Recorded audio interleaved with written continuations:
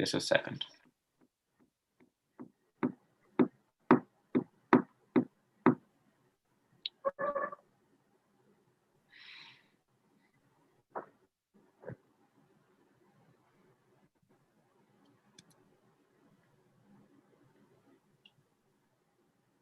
Just a second.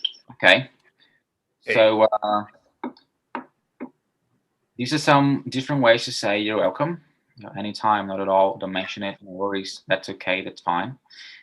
And guys, did you know that in English you can split these numbers? Like instead of saying, you can say like 1,000, right? This is 1,000. Okay. Hey, I don't see your screen. Only you. Don't you? Right. You see, Pedro? Yes. See. Yeah. Oh, yeah. Now I see. Okay.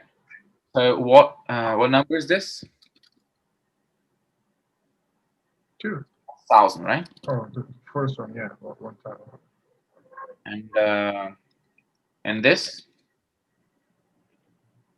200. 200. So in English, when we type out like a number like this, it's quite hard for us to pronounce it. 1,200 is too long of a name, right? Yes. So they have come up with an easier way to say this. So they say 1,200. Much easier, right? So 1,200. Whenever there's two zeros. So you're like, oh, how much was that? Well, it was like, okay, it was 1,500. It wasn't that expensive. It's much easier than saying 1,500. Okay. This is not true. Actually, this is true as well for years. Like in 1,200, the year 1,200. Okay. Okay. Leave hanging. To leave someone hanging is to ignore them. Like when sometimes people leave Vanessa hanging. You send a message and they don't reply, so they left you hanging. Or another way to say that would be like to give you a cold shoulder. He gave me a cold shoulder, like he didn't care about me. Okay. What else?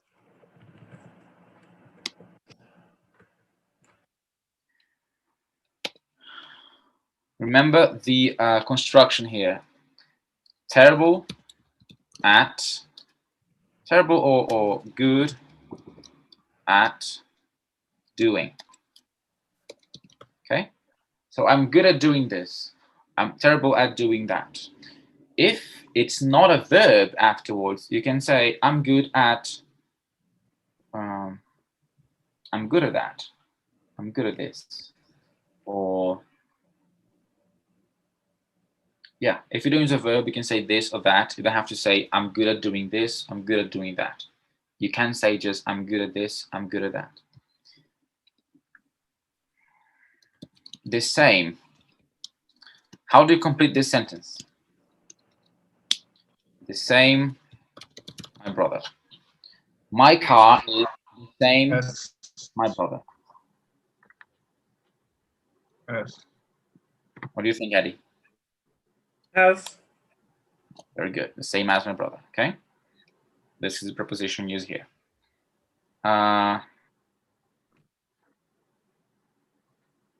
Oh, this is very common. When you say that you have a hard time doing something, do you say you have a difficult or you have a difficulty? Difficult. It's not difficult. What do you think, Pedro?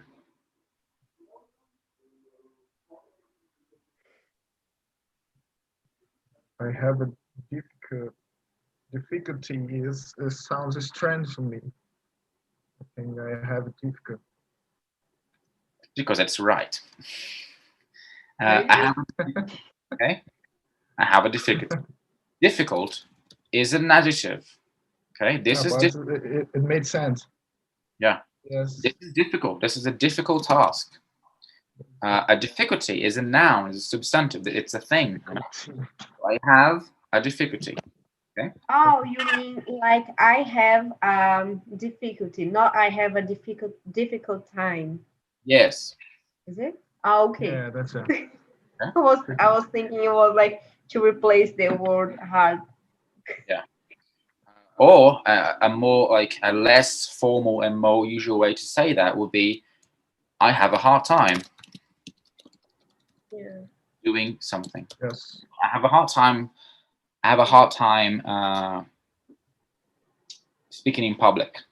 It means it's difficult for me. I have a difficulty doing that, or difficulty to do that. Okay, Eddie? Yeah. Perfect. You can stop me at any time, okay? Okay. Now, demanding. I'm very demanding with myself. You don't say, what's the difference between request and demand?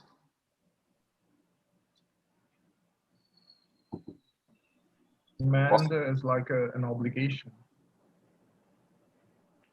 And a Yes. request is I don't know, you are asking for someone to do something. Yeah.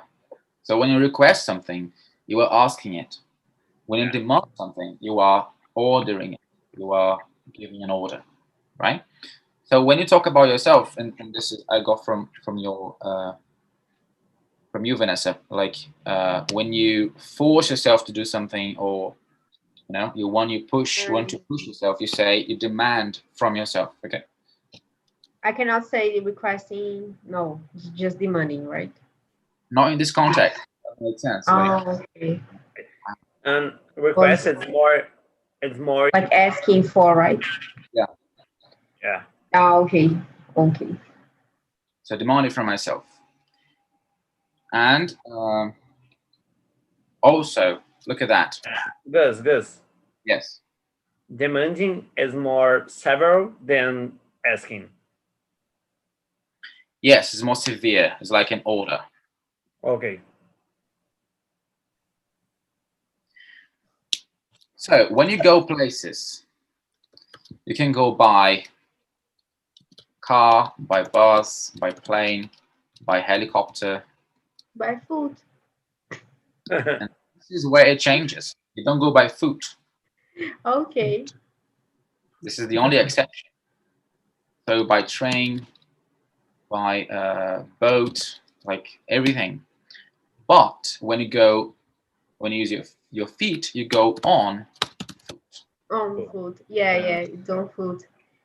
And yeah, walking That's- distance. So you don't go by walking. You don't go by foot. You go on foot. You can say you go walking. Actually, don't say go walking. You say I walk. Because I used to say like this thing is in a walking distance. Yes. Something like this. I don't know if it's right. I used to say like, oh, there is nothing like in a walking distance in here. Perfect. This is the perfect expression. In a walking distance, or in walking distance. Actually. In walking.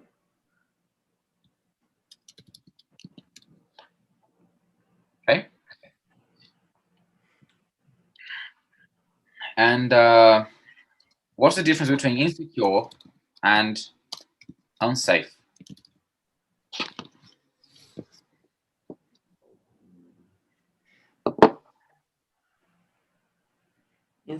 Insecure, it's a sensation. Unsafe is a situation. Nice definition. Yeah. Yes, I like that. More Very hard. analogy and explanation example. Yeah, I used to say more like I'm insecure. I'm insecure when I'm like I'm insecure about myself. For example, I'm feeling unsafe. That means I'm not feeling safe. It's like about something external thing can happen to me. Yes. Personal. So to feel insecure is not to trust yourself very much. Yeah. Yes. Now, this that's will it. be a good definition. To be insecure is not to trust yourself. To be unsafe is not to trust others. So when you are insecure, like, oh, I don't want to go on stage. I didn't prepare. I'm nervous. Like, I'm insecure. Like, I don't like the way I look. I don't like the way I speak. Like, also having like a low self-esteem. And unsafe is about your surroundings. I feel like I'm walking to school, and anytime I might be mugged. That you feel unsafe. It's about safety. Okay. Yes. Yes. Yeah, I never heard this first expression there. In walking distance, could you use in a phrase, in a sentence? Vanessa used it. Can you explain to him again, Vanessa? Is when something is in a walking distance from something. For example, I was telling there is no supermarket in a walking distance from my home. For example, Okay. that you cannot go there walking. Like it's I not see. close enough for you to go there on foot. You know, like you can say, "Oh, is there a supermarket nearby?" And it can go like, "Yes, but not in walking distance." No, Perfect. not close enough for it to be worth it to walk there. Yeah, you can walk if you want, but it's not going to be nice. Neighborhoods. Neighborhood, like a district of a city where you live. They have different names. Piece of land. Neighborhood is the same thing for district. I wouldn't say so. Yeah. No. No. Okay. No. Just like I was just using a similar concept. Like Quatro aqui is a neighborhood, Araçagi and Renascença, Ponte do Farol. Okay. Okay. Down. Piece of land, and no worries, as we mentioned. Maybe suburb is a good thing also to Sorry? say suburb. Suburb. Yeah, because in some cities they don't say neighborhood, like in big cities, I guess. Actually, a suburb is necessarily a peripheral neighborhood. And Sorry? I think the suburbs is not the same city. For example, in Araçagi is not a neighborhood for São Luís, but it's a suburb. It's a suburb. Yeah, I always got confused about that. You know why? Because I learned neighborhood, but when I was in Melbourne, no one was asking me, which neighborhood do you live? What neighborhood do you live in here? People were asking, what suburb do you live in here? And then I was saying, oh, I was living in the city. That's how we call the center. They don't call downtown. I don't know why. They call city. They call just city. I think it's because it comes from city center or CBD, which is Central Business District. So I was just saying I live in CBD. I live near CBD. It's like yeah, that's how they were asking.